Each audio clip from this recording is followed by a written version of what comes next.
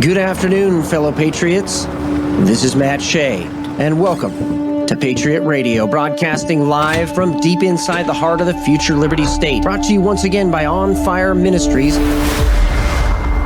the legacy of Dr. Stan Monteith, bringing you the story behind the story and the news behind the news, where it's not about right or left, it's about right and wrong.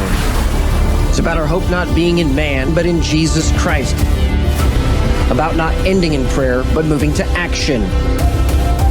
Your kingdom come, your will be done, on earth as it is in heaven. Father, deliver us from the evil one. Welcome to Patriot Radio.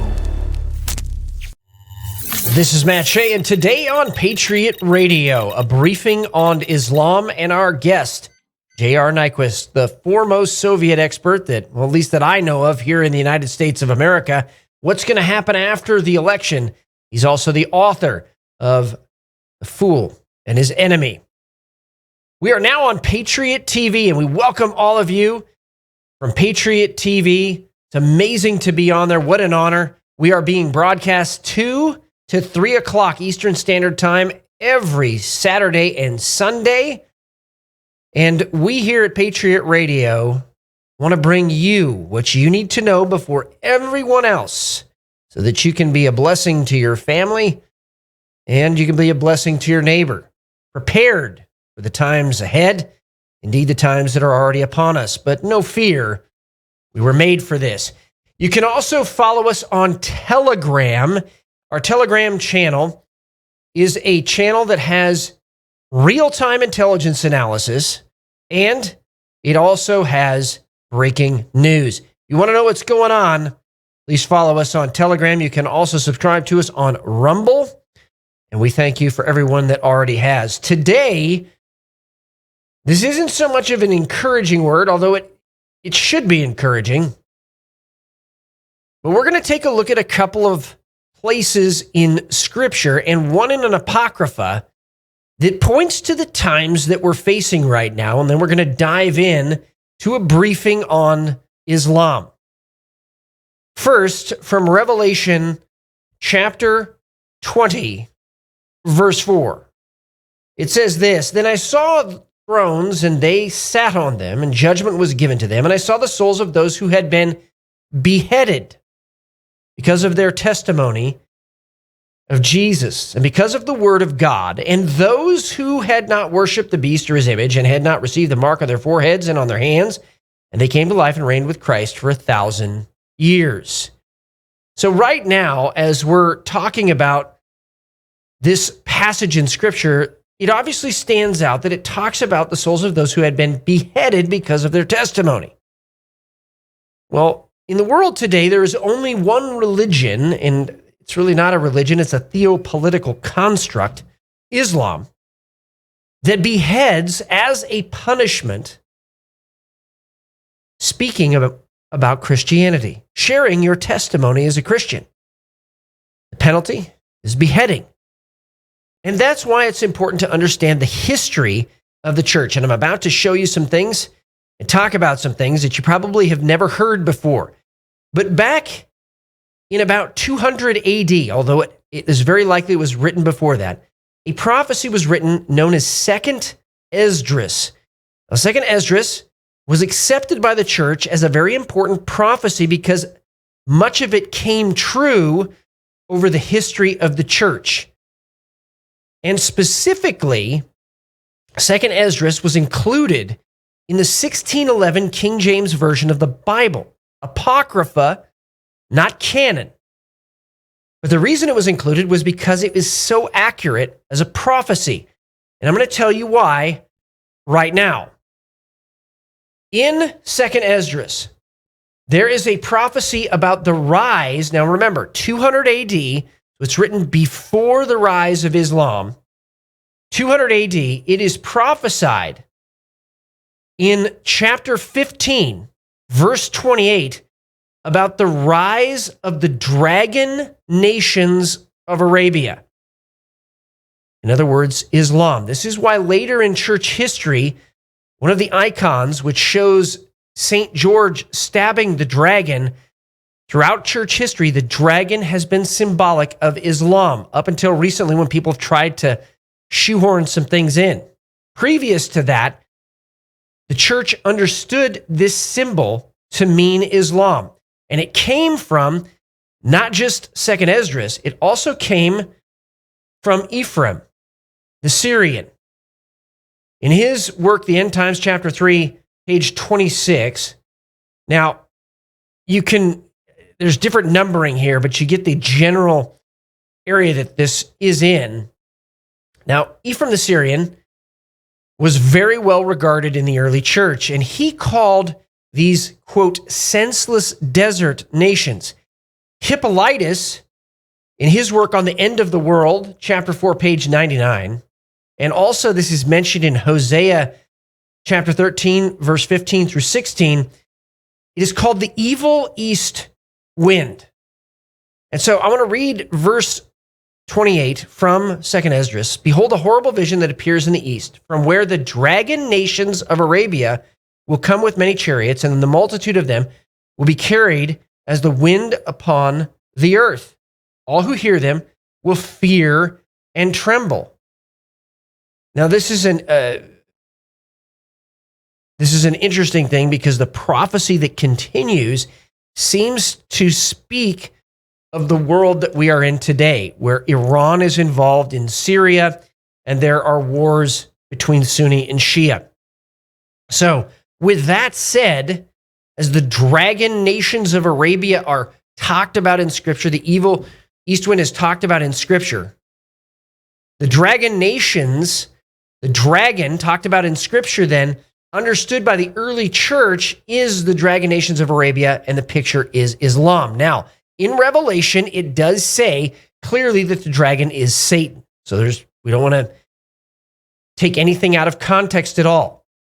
But I'm telling you, in the early church, this was the understanding all the way through, especially as Islam attacked Europe multiple times. In fact, 200 battles plus in Spain alone, starting in the 700s. And as the Spanish were almost defeated, they then began what was called the Reconquista and finally drove the Muslim armies to defeat in a year maybe you do know, 1492.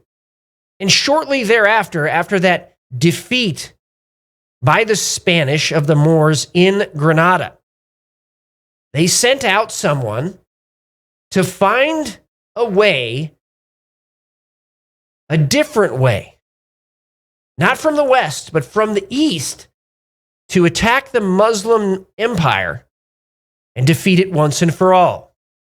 That man wrote about this and that purpose in his own journals. That man was Christopher Columbus. And that brings us to something very important as we begin this briefing on Islam. There are some key Christian dates that we need to know for our own history, and you're going to see why Islamic terror attacks take place on very specific dates, because these dates, to them, are dates that need to be redeemed. So, we have the first date starting in 722 on May 28th, Spain, the Battle of Covadonga. This is where the last vestiges of the Spanish armies were driven into the mountains, but into a specific small valley and a cave where they made a last stand against the Muslim armies, and they won. If you're a Lord of the Rings fan, this is what is depicted in the Battle of Helm's Deep. Then later, on October 10th, notice how close that is to October 7th. October 10th, 732, after being defeated, those Muslim armies in Spain then went around and up into France. And you had the Battle of Tours, France, where Charles the Hammer Martel defeated the Islamic armies on October 10th, 732. This is where chivalry was born, but also where the theological debate about self-defense among Christians was settled once and for all. The idea was that Christians could not allow these Muslim armies to come in raping, pillaging, killing their family when they had the opportunity and ability to defend themselves. Otherwise, they would be complicit in that sin. And so, self-defense became a settled matter where some Christians were just advocating martyrdom because it was just God's judgment. Charles Amber Martel believed, no, we're here to drive out evil. God's judgment is attached to that evil, and it only comes in when we let it. And so because of that huge and historic stand by the Franks, there was the victory at Tours and the beginning of the defeat of the Islamic armies in the West. Now, they tried to come in the East later. We're going to get to that here in a second. Then you have the defeat also in Spain of the Islamic armies on July 16th, 1212. And in the East, the victory at Kulikovo in Russia on September 8th, 1380. Notice how close this is to some other dates. We're going to get to that here in a second. Now, as the Islamic armies came in from the East, they finally defeated a city known as Constantinople, modern-day Istanbul, on May 29th, 1453. The Hagia Sophia was a church. It was turned into a mosque. And then after the defeat of the Ottoman Empire in 1917, and then in 1924, it was turned into a museum. Well, a couple of years ago, as you know, if you've listened to Patriot Radio, I talked about how Recep Erdogan turned the Hagia Sophia back into a mosque because that's the only place the caliph can be ordained, making it very weird that he is setting himself up to be the next caliph.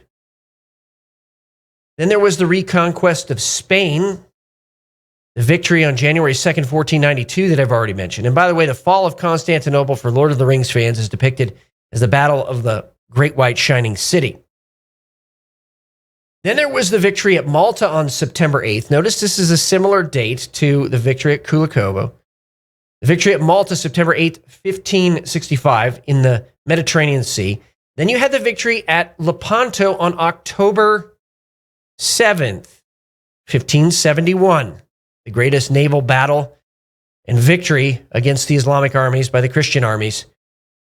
And then you had the victory at Vienna, where after they were defeated in those two battles of Malta and Lepanto, they tried to come into Vienna, Austria. Now, it wasn't known as Austria then. Exactly. There was an Austro-Hungarian Empire. But September 11th and September 12th in 1683, Jan Sobieski, the great Polish king and general, defeated the Islamic armies there and began to drive them out of the eastern part of Europe. Notice the date, September 11th and 12th, October 7th. Then again, there was a victory on September 11th, 1697 in Serbia at Zenta, where in the Balkans, at least at that time, the Muslim armies were being driven out. And of course, the abolition of the Caliphate on March 3rd, 1924, after the fall of the Ottoman Empire. So it's very important to understand these dates and know them, because every time one of these dates come up, Muslim commanders who are seeking to make a name for themselves will try to attack on these dates to redeem these dates after these great losses that Islam suffered. So, as we move to the next piece of this, it's important to understand that some historians have a wrong view of Thomas Jefferson and John Adams, and we're going to correct that coming up here after the break. Hey folks, it's your buddy John Rich here and co-founder of Old Glory Bank. Let me ask you a question. Why would you trust your banking with people that hate you? Well, you shouldn't. We're building a freedom economy, and now we have a pro-America bank. It's called Old Glory Bank. Check it out at oldglorybank.com and open yourself an account today. Old Glory Bank is a full-service, FDIC-insured online bank with business and consumer banking and customers in all 50 states. It takes just 8 minutes to open an account at oldglorybank.com. The Donor Deck represents a groundbreaking independent crowdfunding initiative driven by patriots like you to bring back our esteemed President Donald J. Trump to office. With unwavering passion, we pledge all profits from the sale to MAGA Inc. and Fight Like a Flynn PAC. The exquisitely detailed challenge coin is a timeless collectible to be passed down to generations. It symbolizes your continuous dedication to assisting President Trump in his quest to rejuvenate America to its former greatness. Get your Donor Deck now. Go to the Patriot.tv store and click on Donor Deck. Enjoy the magnificent artwork and scripture on each playing card, knowing our appreciation for your continuous dedication to assisting President Trump in his quest to rejuvenate America to its former greatness. You'll get this keepsake collectible challenge coin acknowledging your support for Donald Trump's run back to the White House, and the Donor Deck of 52 exquisite playing cards, plus a beautiful display case to show your challenge coin. Go to the Patriot.tv store and get your Donor Deck now. And now we're back with a briefing on Islam. I just went over some key dates, some key victories in Western civilization and Christendom over Islamic armies, and why September 11th, October 7th is so important for them to attack on, because they need to redeem those dates after their tremendous losses. I went over some other dates as well. Just rewatch this and check out the slides that we put up so that you can be educated and educate your friends and family. Now we're going to bust a myth. Well, Thomas Jefferson had a copy of the Quran. John Adams had a copy of the Quran, so therefore they must have been pro-Islam. Actually, no. Thomas Jefferson had a copy of a specific translation of the Quran. It was a British translation of the Quran written in 1649. Now, Thomas Jefferson was born in 1743. But what's interesting about this translation of the Quran, it was actually created for a purpose. And in the introduction to this translation, it is spelled out what the purpose of this Quran is. And here is what it says. The translator to the Christian reader, there being so many sects and heresies banded together against the truth. Interesting.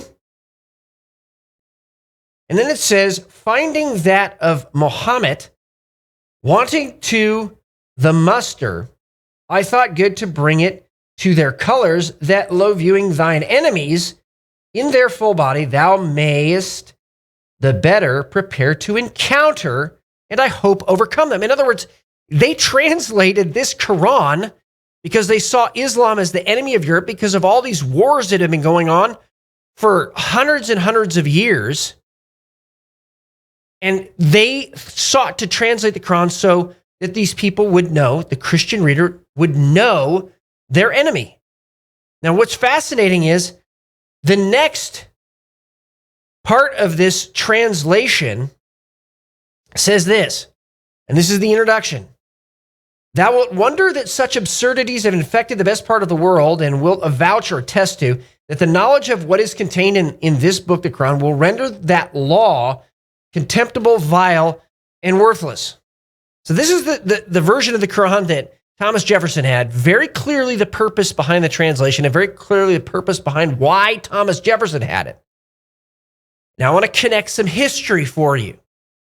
1492, the Spanish defeated the last Moors in Granada.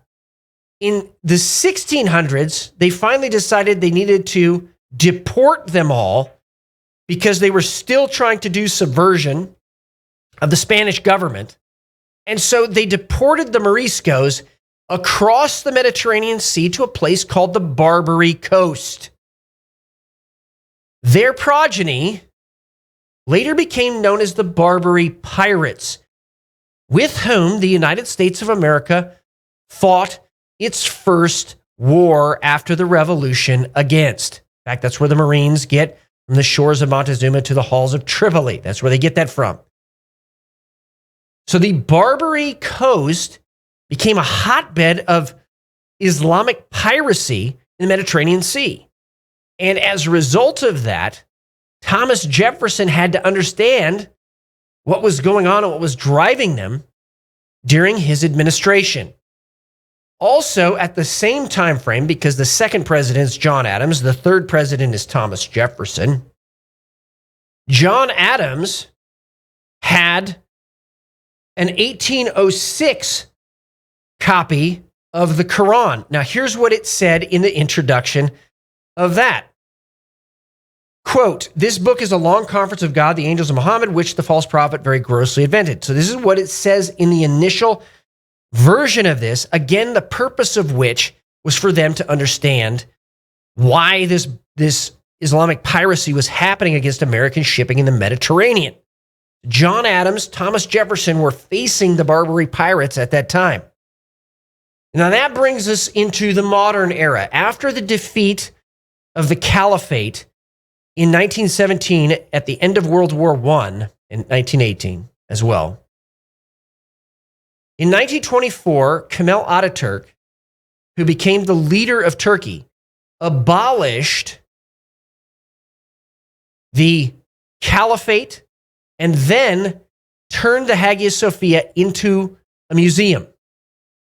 4 years later, in 1928, a guy named Hassan al-Banna, if we could bring that picture up right now, Hassan al-Banna created the Muslim Brotherhood. And as a result of the Muslim Brotherhood being created, modern terrorism sprang from that, because the purpose of the Muslim Brotherhood was to reestablish the caliphate that had just been abolished. Now, the Muslim Brotherhood is all over the world, but I want to just go down to the Muslim Brotherhood Pledge of Allegiance very quickly so that you can see this yourself and understand this. In the Muslim Brotherhood Creed, it matches very closely to the Muslim Student Association Pledge of Allegiance. That Muslim Student Association is virtually on every college campus in America. And I want to call attention to one key piece of that. It says that jihad is their spirit. So, what does that mean? What is the Muslim Brotherhood saying? Jihad is their way. Jihad is their spirit. What are they saying? Well, let's take their own words here so that we can understand it and be educated as to what is driving Islamic terrorists today. Now, jihad is defined very simply in the reliance of the traveler. If you don't know what the reliance of the traveler is, I'm going to talk about that very briefly. So you have the Quran, and you have something called the Tafsir Ibn Kathir, which is a verse-by-verse explanation of the Quran. Then you have the Sunnah, which is made up of the Sirah, which is Muhammad's biography, and the Hadiths, which are allegedly witness statements regarding Muhammad's life. Well, that's a lot of information, so Muslim jurists created the reliance of the traveler, which is the foremost Sunni law book, taking from all of these different sources and making it understandable and a reference to the common person. So in the reliance of the traveler, which comes out of Al-Azhar University in Egypt, the foremost Sunni jurisprudence university in Sunni Islam, jihad means this. Jihad means to war against non-Muslims, and it signifies warfare to establish Islam. Well, warfare against non-Muslims. So let's go back to this. It says jihad is their way, jihad is their spirit. So warfare against non-Muslims is their way. Warfare against non-Muslims is their spirit. Well, non-Muslims are Christians and Jews. And so let's just take it from the Christian perspective. Warfare against Christians is their spirit. Warfare against Christ is their spirit. Literally, in their own words, from their own definitions, they are saying they are of an antichrist way and an antichrist spirit. This isn't controversial. This is their own words from their own books. You just saw it. I quoted it. You can go check the accuracy yourself. And by the way, We use the copy that is stamped by Al-Azhar University as official. So, a quick summary. There is no difference really in Sharia law regarding Sunni and Shia. The difference is who is in control. ISIS, Al-Qaeda, Ayatollah Khomeini are never inaccurately quoted when they're talking about things that are coming out of the reliance of the traveler or jihad. Now, they're never misquoted when they're talking about the Tafsir ibn Kathir or the Quran. They're never misquoted when they're talking about the Sunnah, the Sirah, the life of Muhammad, or the Hadiths written by Sahih Bukhari and Muslim. And they're never misquoted when they're quoting the reliance of the traveler, this summary of Islamic law. But they're also never misquoted when they're talking about the hudud, which are the criminal and mandatory penalties in Islam. The penalty for mischief in the land, otherwise known as preaching Christianity in your testimony, is crucifixion and beheading according to the hudud. That is why they are doing it. And so that is your briefing today on Islam.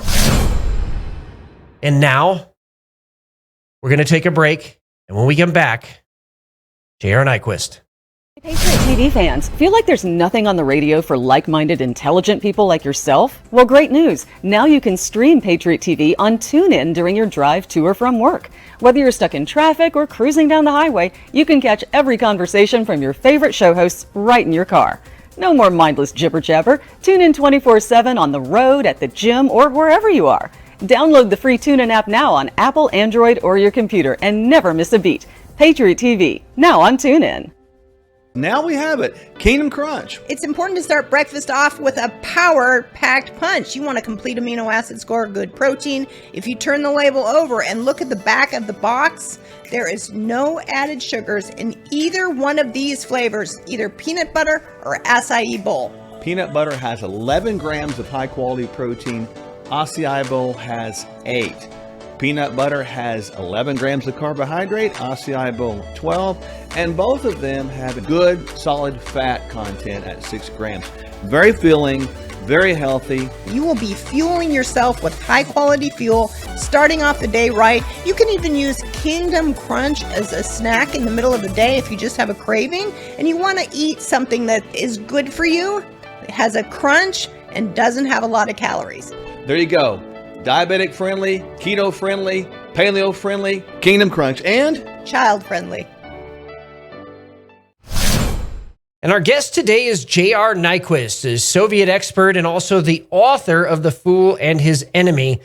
And I want to just preface this by, last time J.R. was on the show, we had a great conversation about some comments from a Soviet defector, Stanislav Lunev, that is coming true today. And it actually made such a shockwave, it became a national story. So really want to thank you, JR, for coming back on Patriot Radio and really look forward to the conversation. Thank you for having me. So let's talk about this. You just posted a blog, World War III, or is it World War III? What should we be looking at right now in the next 90 days? Are we there? Is this going to turn into a global conflict, what we see in the Middle East, what we see China doing, and what we see happening in Europe? It's a very dangerous moment. Russia and China, Russia's already at war. Iran and Israel are close to being at war. You have activity in the Far East. You have North Korea doing things like blowing up rail tracks and bridges heading south. North Korea is often threatening and making threatening gestures.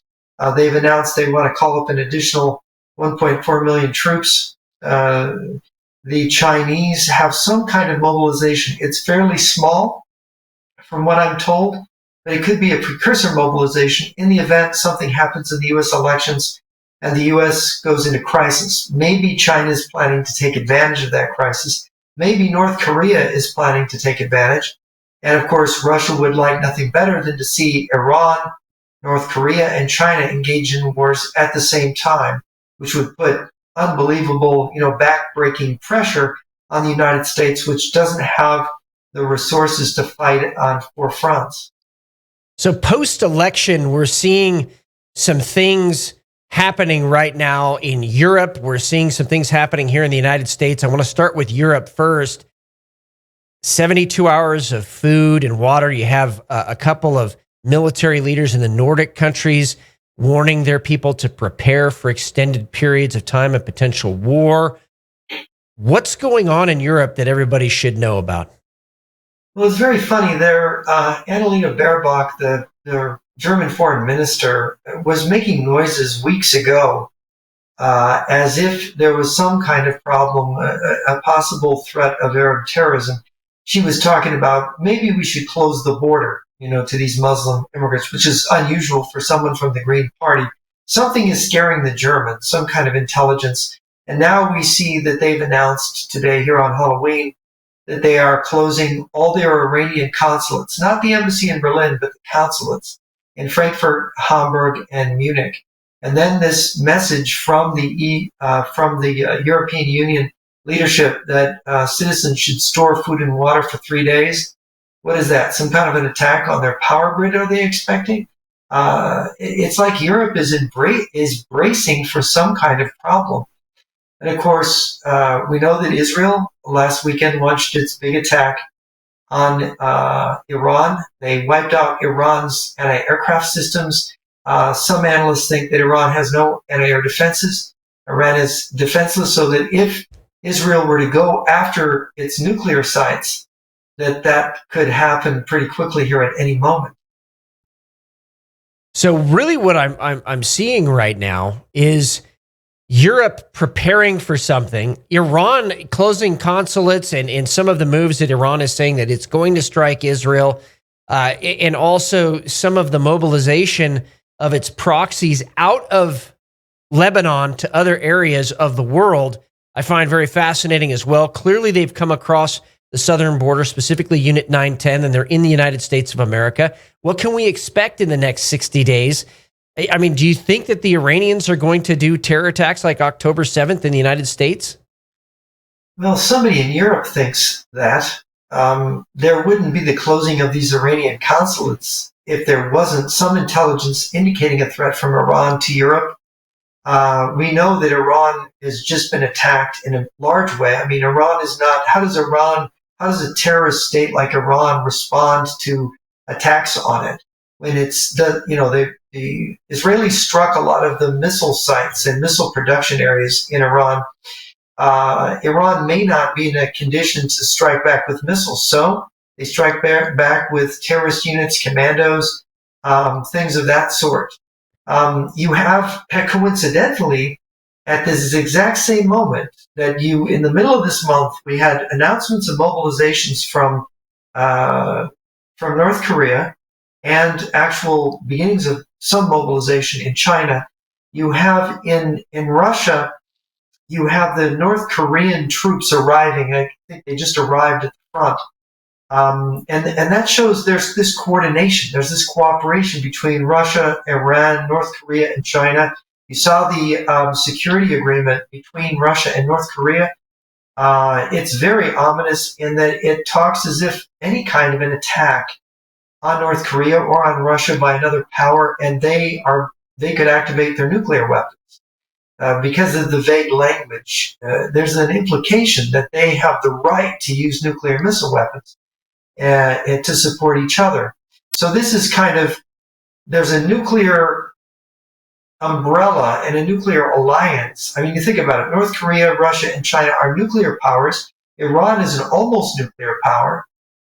They're circling the wagons right now. And is it because they're afraid that somebody's going to try to take Iran's nuclear program down right now? Is it because there's a joint agreed upon aggression in the event that the U.S. presidential election becomes a crisis in the United States, which makes the United States unable to respond to threats abroad or support its allies? It's anyone's guess, but the timing of all this is really interesting.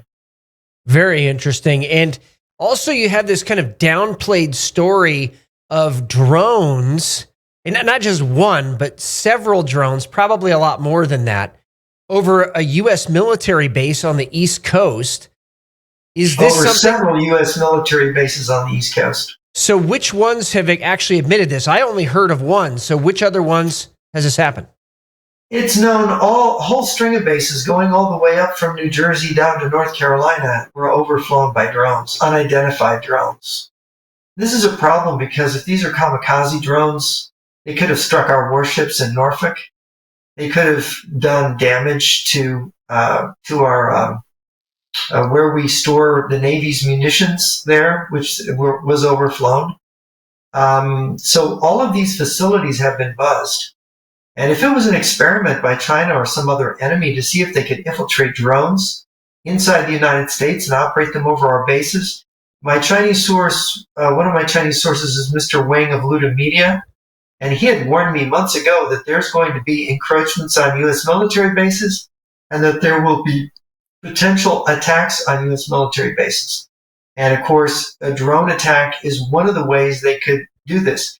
He said also that China has been running tests on a new super large drone. It's a supersonic drone which can carry a micronuclear warhead, and it can be shipped into a foreign country disguised as farm machinery and then assembled in places that maybe the Chinese control in the country. And then they could make a small takeoff or landing strip, actually just a strip for it to take off, and it could fly then and go after missile silos, command and control. These are the scary possibilities when you have Chinese companies operating in the United States, owning warehouses and other property, and Chinese shipping containers coming into the country. They've already caught the Chinese trying to smuggle drones into Libya via Italy, and the Italian customs people found them disguised again. I think it was as farm machinery.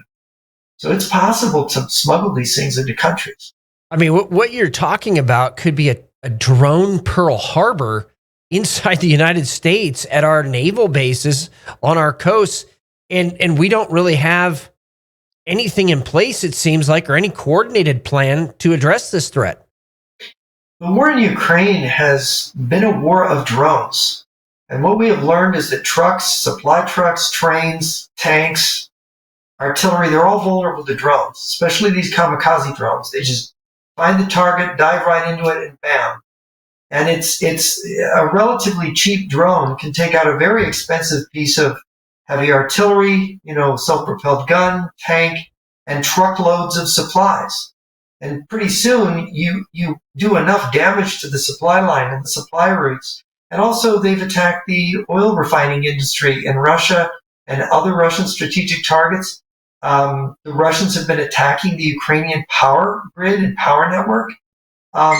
This is what is really fearful. Not only terrorists on the ground, we've got this open border to the south that the Democratic administration has purposely opened the Darien Gap, encouraged millions of people to come through. Among those millions can be commandos, Spetsnaz people. I remind everyone, there's a book by Viktor Suvorov, a former GRU officer, a defector who teaches at Sandhurst, that's the British West Point. And he wrote back in the 80s that there was something called Grey Terror, in which terrorists who were not overtly connected to Russia would be attacking Western countries. And I think this is what we're potentially looking at. I mean, the warnings of some kind of terror attack. And then you've got the threat to the grid that the head of the FBI testified to. I think it was back in April, saying that they found that the Chinese had gotten into our power grid. I think that the Russians have, what I've heard is the Russians have gotten into our water treatment systems. They've gotten things in there that can allow them to do a cyber attack and disable systems. This, I think, the government has been working in panic to try to head off, but it's a very damaging cyber attack. When Ukraine was first invaded by Russia, I had a high-level Russian person tell me that he was told that if we interfered with the invasion of Ukraine, the Russian plan was to completely block out the eastern seaboard, knock out its power with a giant cyber attack in retaliation. Any one of these things could be in store for us, or worse. Well, and this isn't the first time that this has been written about. You mentioned before about Scott Gulbranson's book, Silent Invasion. We've talked about this, that the Chinese plan is to not just bring people into the United States, but to bring heavy weapons into the United States and right off of our borders. Describe what you've heard recently in that regard.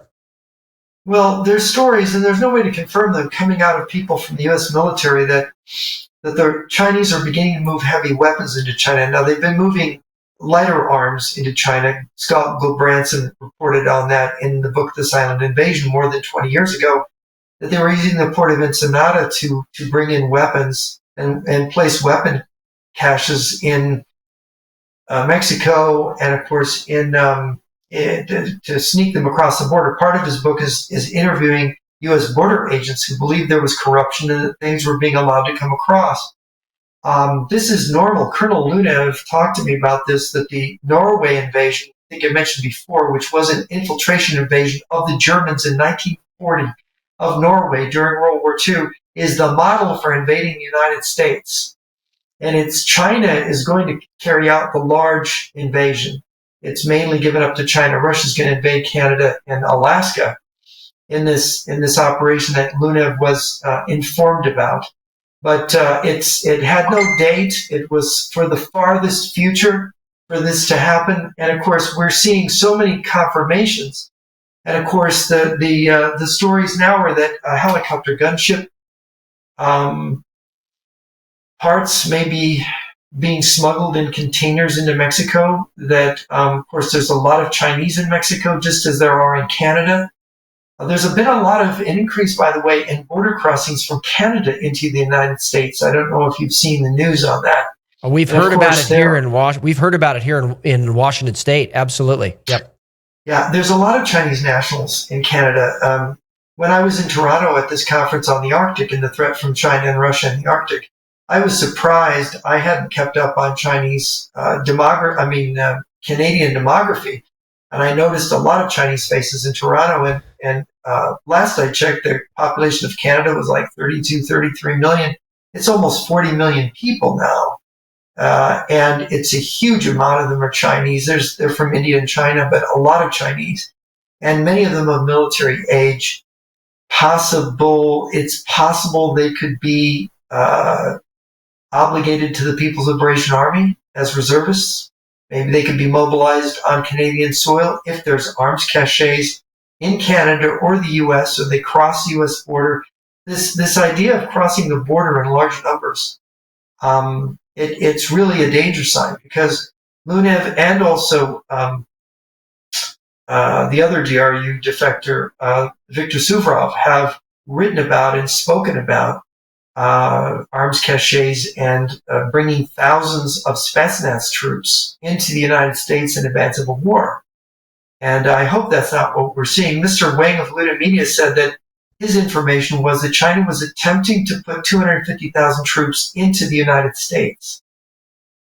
25 divisions, just so we're clear on what that means. Yeah, basically, roughly, that's about right. A division is about 12,000 men, so it's a little shy of 25 divisions worth of men. And of course, if they've got 1 million more men in Canada and Mexico, they could be mobilized. If they've got the weapons caches to arm them, they could arm an army.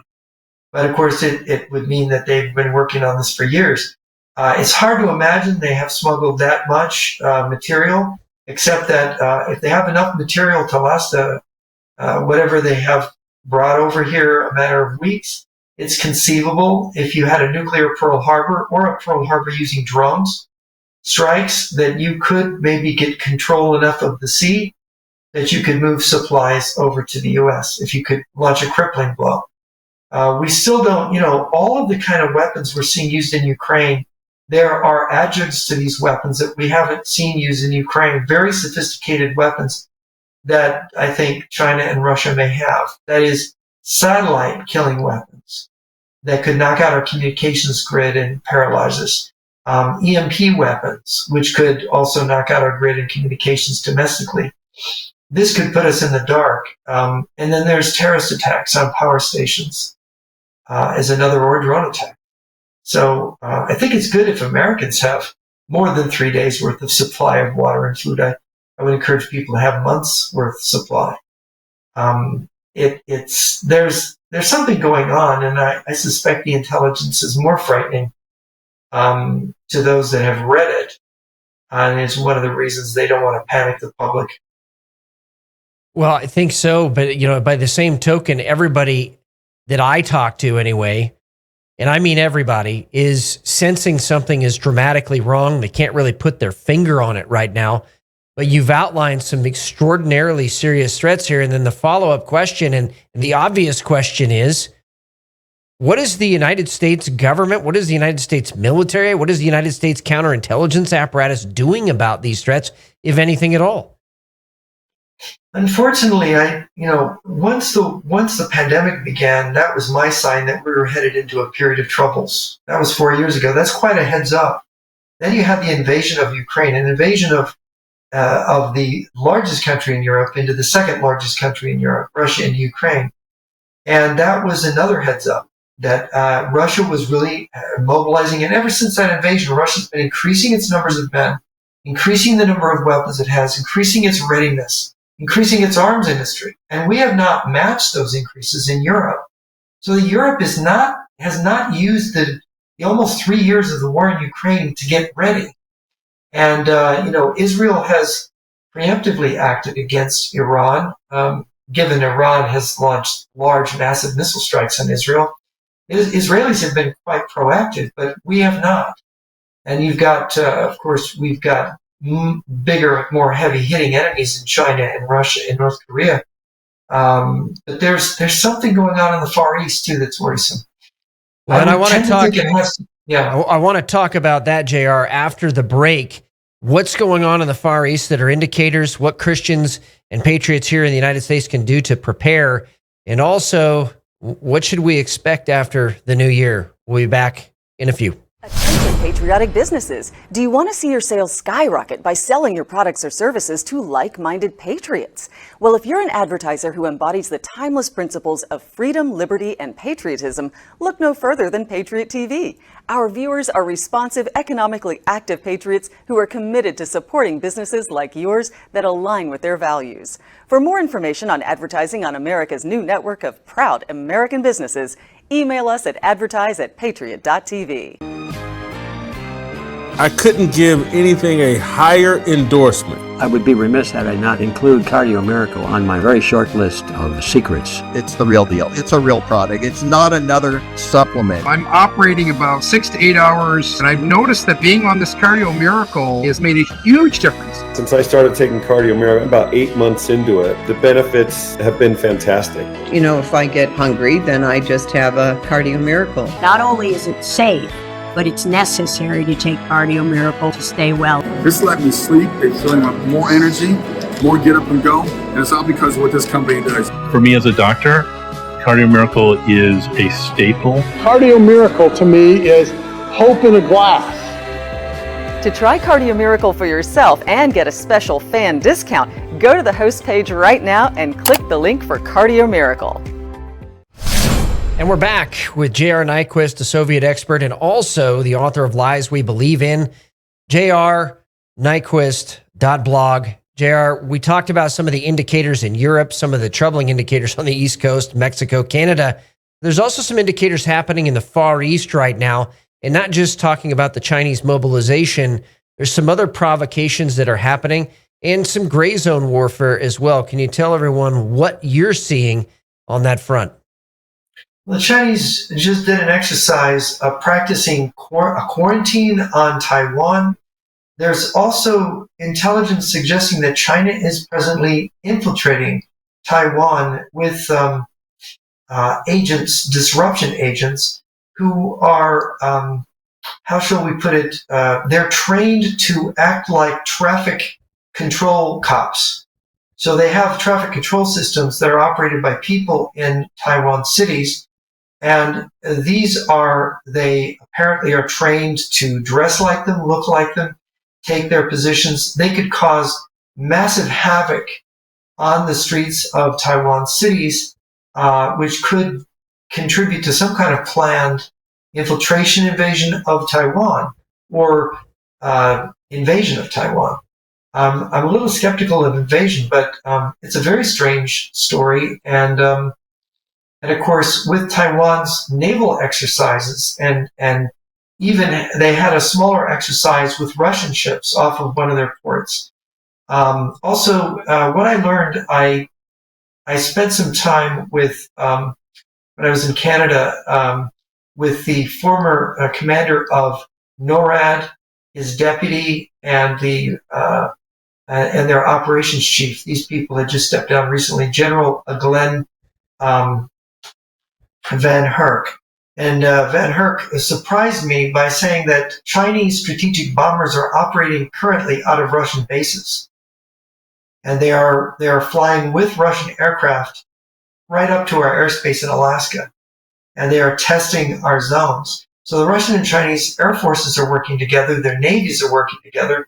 And of course, China is rapidly building up its nuclear forces to match those of Russia. Russia has, of course, very long-range cruise missiles and hypersonic missiles, which we really can't realistically intercept. General Van Herk was saying, well, I could try to use a fighter plane to intercept a missile. And he talked about NORAD, the North American Aerospace Defense Command, having 1,000 fighters to defend North America. He said, we're down to 24, and 40 ABM launchers. And that was rather shocking. And they're going to have to retire their AWACS planes. They're worn out. They're not going to have AWACS planes for 4 years. So this shows you, are we getting ready? No, our readiness is going down. And it's this darn administration and its irresponsibility that is just inexcusable. I could see the frustration in the NORAD generals, both Canadian and American, and that expressed their frustration with Ottawa and Washington for not giving the generals what they needed to make America safe. So what should we expect then up into the new year and beyond? Well, one of the things Colonel Lunev had said years ago to me was that the period of greatest danger is in a transition from one administration to another. And of course, if we have also, it's even worse if you've got a question about which administration is coming to power. Exactly. Because you have a disputed election. I mean, I hope that doesn't happen. I hope we have a clear decision here. But with the cheating of the last election, and the more and more is constantly coming out on that, and the failure of officials to really do diligence. I mean, right now in the state of Pennsylvania, the governor will not validate ballots coming from overseas to make sure there are American citizens who are Pennsylvania citizens. If I could be a Frenchman and fill out a ballot and claim to be a citizen of Pennsylvania, and I could vote in the election, because the governor of Pennsylvania doesn't want to check them. Well, why does he not want to do that? I had dinner sitting right next to a lawyer that was arguing it in a Pennsylvania court here when I was speaking in Allentown their weekend before last. I mean, it was unbelievable that you have to get a lawyer and hold the governor's feet to the fire about him actually doing his diligence on making sure the ballots are valid. I mean, this is not acceptable to the American people. So you have a lot of enemies of the United States and subversives who would like to screw up the process. So I sure hope Americans come out and vote for the right guy and make it very clear so there's no ambiguity. And of course, but even then, you don't have, until you get inauguration in January, you get this period of transition where the U.S. is not in as good a position as it normally is to react. And there could be attempts to do things. There could be terrorist attacks. One fear is there could be an attempt to disrupt the election process by a hostile attack from overseas. I think that would be a mistake, because I think the whole American public would react to that very strongly. But we have to unify as a country. We really do. And because we've got enemies abroad and they've got a fifth column here, and they're coordinating. And a lot of Americans have fallen for narratives that aren't true. And I think we have to keep our eye on the ball. It's China, it's Russia, Iran, North Korea. It's a communist movement here in the United States. In its other movements, I mean, the Nazis, the National Socialists, they still exist. They're a tiny minority. They're very disruptive, but they've promoted these conspiracy narratives everywhere. And they're really having more of an effect in Europe. And you see the rising anti-Semitism, which is really part of that. And the Russians are feeding it. They are. And I think that's something that conservative circles don't talk about enough. In the last couple of minutes, what can people do, in your opinion, to prepare for this time ahead? That it's a time of uncertainty, but we can take the fear out of it through preparation. Yeah, you want to have good drinkable water. You want to have a good supply. And you want to know where your water is going to come from. You might want to get some hand pumps and stuff if you're near wells. You might want to figure that out. Because if the power goes down, we're drawing water out of the ground from electricity. So that's one of the things. And food as well. Food is a good thing to have extra of. We have plenty of food, and it's gone up in price, but it's still relatively cheap. And it can be very important in a national emergency. We don't know how much of a hit the U.S. might take. But if our enemies want to hurt us, there's a great deal of vulnerability in a modern country with these very fragile modern systems that are completely dependent on the power grid and the internet for communications and satellites. What happens if all these satellites get taken out with anti-satellite weapons? Will your cell phone work? So those are things to think about. They are, and I really appreciate your perspective, as always. Some new information that most people don't know. And, I just thank you. Would love to have you on again. Blessings to you, and keep up the fight.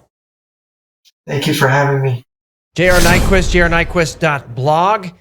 And you heard what he said. We have a period of uncertainty coming up. And during these transitions of power, it's one of the most vulnerable times for the United States of America. Be prepared. Be prepared to be a blessing in a crisis to your neighbors and your friends and your family. Have an ability to communicate, and more importantly, to listen. A single sideband radio, as I've talked about before, is one great way to do that. You can see those recommendations up on our Patriot Radio Facebook page, and we'll put them also in the comments on our Rumble page as well. But just be ready. And it is more than 3 days. I know that's what they're saying in Europe, but for us, we're looking at least 2 months, at a very bare minimum, 2 months of food and the ability to get water. And then, like I said, communications and medical supplies always gets forgotten, but medical supplies as well. So we're a blessing in a crisis, and this takes the fear out of it. And with that, I want to thank you all for joining me on Patriot Radio today. May God bless you all. This is the greatest generation. The awakening is here. Keep up the fight.